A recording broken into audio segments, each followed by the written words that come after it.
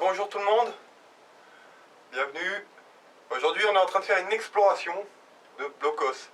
Donc on va vous expliquer l'histoire des Blockhaus de Berck-sur-Mer. Et on va vous faire visiter un petit peu le lieu. On s'est équipé exprès. On a une jolie lampe qui éclaire bien. Donc je vous invite à nous suivre. C'est un lieu qui est assez à l'étroit. Il faut limite être à genoux pour pouvoir passer. Parce que c'est avec le sable, là, tout ça, on est au bord de mer. Donc, nous voici dans la salle principale. À savoir que le blockhaus dans lequel on se trouve aujourd'hui était une réserve de munitions pour les canons d'artillerie qu'il y avait à l'extérieur. Donc, c'est assez lugubre, il y a très peu d'éclairage. Si vous regardez, vous pouvez voir déjà un gros bloc de béton qui devait venir juste ici, qui à mon avis devait séparer un petit peu la zone. Là, comme vous pouvez le voir, il y a des armatures. Donc ça devait être une cloison une deuxième cloison sûrement. T'as le droit de parler aussi, Aurélien? Ouais, et toi tu parles, moi je filme. Du coup là on va rentrer un petit peu plus à l'intérieur. Ici il y a un petit couloir. À savoir que ça devait être assez animé quand même ici à mon avis. Donc là nous sommes dans une zone à mon avis qui était conçue pour la défense en cas de gros pépins.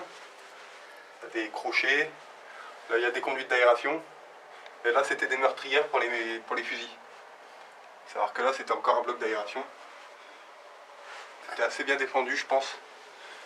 Puis on peut voir les marques encore de pas mal de petites infrastructures métalliques qui devaient être là. Certainement pour cloisonner. Donc là nous sommes actuellement dans un blockhaus qui fait partie du mur de l'Atlantide. Une défense qui a été construite par Hitler.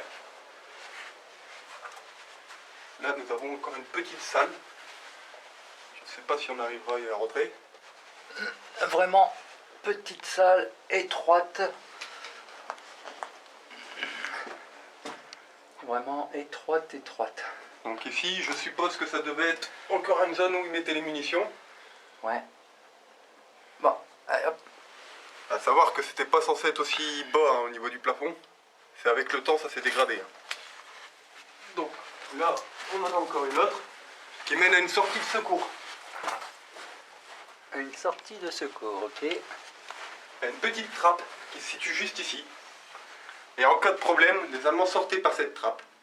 Ouais, mais à mon avis, en ce temps-là, il devait être un peu plus grosse quand même. Oui, elle était un petit peu plus profonde. Mais elle était conçue pour sortir à plat ventre. Pas pour sortir debout. C'était un truc de sécurité. C'était pour sortir discrètement en évitant de se faire repérer. Donc la plage, elle est de ce côté là-bas, face de moi. Donc c'était bien positionné derrière pour pouvoir se replier tout de suite dans les bunkers et dans les blockhaus qui se trouvaient sur les dunes. Parce que là, c'est une réserve de munitions. À côté, il y avait les canons. Et un petit peu plus haut, il y avait le bunker de commandement. Enfin, le blockhaus de commandement. Où les officiers, tout ça, se réunissaient pour pouvoir prendre des décisions. Donc voilà. Salut tout le monde. Ouais. Alors, on a fait le tour du blockhaus. Et vous avez vu, c'est assez petit. C'était une réserve de munitions pour des canons d'artillerie qui étaient de 720 mm, il me semble. Ouais, c'est ça. Et ça a été construit par un ingénieur de Hitler. Non, pas 720, 170 mm. C'est des 170 mm, voilà. Ouais, 720, ça fait un peu beaucoup. Ouais, c'est ce que j'étais en train de dire aussi, c'est pour ça que je pensais que je me trompais. Du coup, ça a été construit par un ingénieur qui s'appelait Stroh. Ouais, un ingénieur allemand. Oui, il était allemand, évidemment, ça a été construit par les Allemands. Donc, pour la petite histoire de ces blockhaus, ils font partie du mur de l'Atlantide. Le mur de l'Atlantide, c'est une défense qu'Hitler avait mis en place parce qu'il craignait le débarquement qui, pour lui, devait avoir lieu sur cette plage, la plage de Berck, par rapport à son passif. Pendant la Première Guerre mondiale, les Britanniques sont venus et ont effectué un raid sur cette plage pour ensuite aller s'installer à Montreuil. Donc, Hitler, connaissant déjà ce phénomène, a craigné que ça se produise ici. Donc, on est dans un petit complexe de blockhaus qui en compte encore à l'heure actuelle 6, dont un petit poste de mitrailleuse à droite.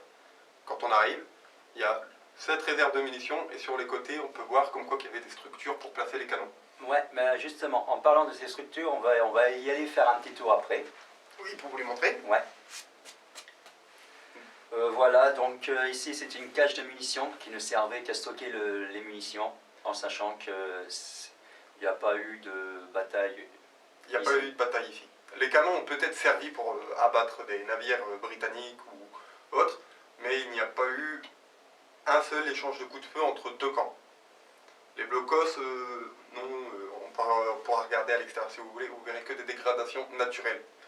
Il n'y a eu aucun impact de balles, aucun obus, rien du tout. Il y avait eu sûrement des bombardements de ce côté-ci, mais pas sur la plage. Non. Donc voilà, Hitler l'a construit sur le mur de l'Atlantide. Il a été construit à partir de la côte d'Opale jusqu'à un peu plus bas au niveau de Normandie. Mais au niveau normalement, il devait y avoir 4000 bâtiments similaires à celui-ci. Ils n'ont construit que la moitié, que 20%. 20% en Normandie, et ici, il y en a eu 60% de construits sur la totalité qui était prévue. Donc ça fait quand même déjà une sacrée quantité. À savoir que sur la côte d'Opale, il y avait des armes secrètes planquées. Donc on ne sait pas si ici il y en avait une d'arme secrète, mais on sait que dans certains blocos, il y avait des armes secrètes qu'Hitler avait demandé à ce qu'ils soient là. Justement pour contrer le débarquement. Ouais, on ne sait pas parce qu'on ne voit rien du tout. Non, là, il ne nous reste que les débris du bâtiment. On peut voir encore quelques petites structures métalliques, comme je vous ai dit tout à l'heure. Ouais. Mais déjà, le plafond, déjà, c'est du métal. c'est du métal avec un bloc de béton. À savoir que normalement, il y a un étage, mais on n'y a pas accès. Il y a un étage. On ne peut pas y avoir accès parce qu'il était communicant avec le poste de commandement. Le poste de commandement se trouve à peine 100-150 mètres un peu plus loin. Ouais, c'est ça. Et il y avait une passerelle pour y accéder. La passerelle a dû s'effondrer il y a une bonne vingtaine d'années à peu près. Donc ce qui fait qu'on n'y a pas du tout accès à l'étage. Voilà. Donc je pense qu'il devait y avoir également des couches ou autres en haut. Ouais, bah ouais. De toute façon, sur l'extérieur, on voit qu'il y a une espèce de petite ouverture avec des escaliers. Voilà. On peut voir également, on vous montrera, il y a la petite passerelle qui est complètement effondrée. Et si on suit le tracé, on voit qu'il était communicant avec le poste de commandement. Parce que même le poste de commandement a une porte qu'on peut voir, mais on n'y a pas accès parce qu'elle est dans le vide. Donc voilà pour la petite histoire. Donc c'est un lieu assez glauque, on va dire quand même. Ouais, hier, j'ai eu un peu peur parce qu'on n'était pas du tout équipé pour pas du tout d'éclairage. On avait juste l'éclairage du smartphone, c'était pas terrible. Donc voilà, si ce blocos-là est très sombre, c'est pour deux raisons. De une, c'était la cage de munitions, donc il fallait que ça soit à l'abri des intempéries. Et il n'y a pas de trou, au cas où que le débarquement aurait eu lieu ici. S'il y avait un trou ici, qu'une balle tombait, ricochait et atterrissait sur les munitions, ça risquait de tout faire exploser. Donc mine de rien, ça a été très bien pensé au niveau du bâtiment. Puis c'est très solide, les murs, ils sont quand même épais, ils doivent faire à peu près 30 cm. Ouais. Donc voilà, déjà là vous avez un morceau de mur. Ouais, ici, un morceau de bloc. On va éviter d'y toucher, on sait. Ouais, il n'a pas l'air d'être très stable. Et vu son poids et comme il est posé, il ne bougera pas. Voilà. Mais il fait facilement, déjà rien qu'à lui tout seul, 30 cm. À savoir que c'était une paroi derrière une paroi celle-là. Ouais. C'est ce que j'ai constaté pendant la visite.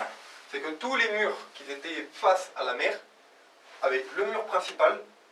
Et juste devant, vous pouvez constater qu'il y avait une autre structure pour un deuxième mur. Ouais. Donc très probablement, en fait, ce mur-là était censé recevoir le premier choc. Et en cas de percée, il y avait un deuxième mur derrière. Voilà, c'est ça.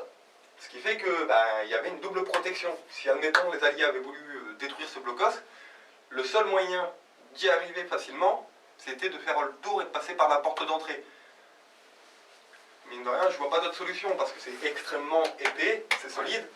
Et pour faire sauter un mur pareil, ce n'est pas une grenade ou un petit bâton de dynamite qui va y arriver. Il fallait déjà au moins 2-3 obus et c'est très... Avec les armes de l'époque, je ne vais pas dire qu'elles n'étaient pas précises, mais rien qu'une pièce d'artillerie posée fixe, elle ne tire jamais deux fois au même endroit. C'est physiquement impossible par rapport au recul de l'arme. Ouais. Bon. Voilà. Bon, on va passer à l'extérieur. Voilà, sur ce bâtiment-là, c'est tout ce qu'on avait à vous expliquer. On ira peut-être vous montrer le petit poste de mitrailleuse pour que vous puissiez voir la différence entre les deux. Donc voilà, ce petit bâtiment-là était quand même assez petit bâtiment là, Voilà. ouais, il est quand même assez mastoc. Hein. Il est quand même assez mastoc, à savoir que là on a vu que le rez-de-chaussée. On n'a Il pas est- vu l'étage. Il est probable qu'il y avait un étage et je pense même qu'il y a une partie qui doit être sous nos pieds. Oh oui, parce que quand on tape, on sent qu'il y a Quand une dalle on de tape, béton. on sent qu'il y a une dalle de béton et on sent du creux en dessous. Enfin, du creux, on sent qu'il doit y avoir un truc en dessous. Bon, arrête de taper. Aurélien a peur. On sent qu'il doit y avoir un petit truc en dessous, donc je pense qu'il doit y avoir une pièce ou deux. Mais ouais, à mon avis, ça devait faire 3 étages, facile. Mettons un étage en profondeur, à mon avis, au cas où il y avait des bombardements aériens, d'autres munitions devaient être cachées en dessous. Donc voilà, on va aller visiter les autres. Ouais, allez, à tout de suite.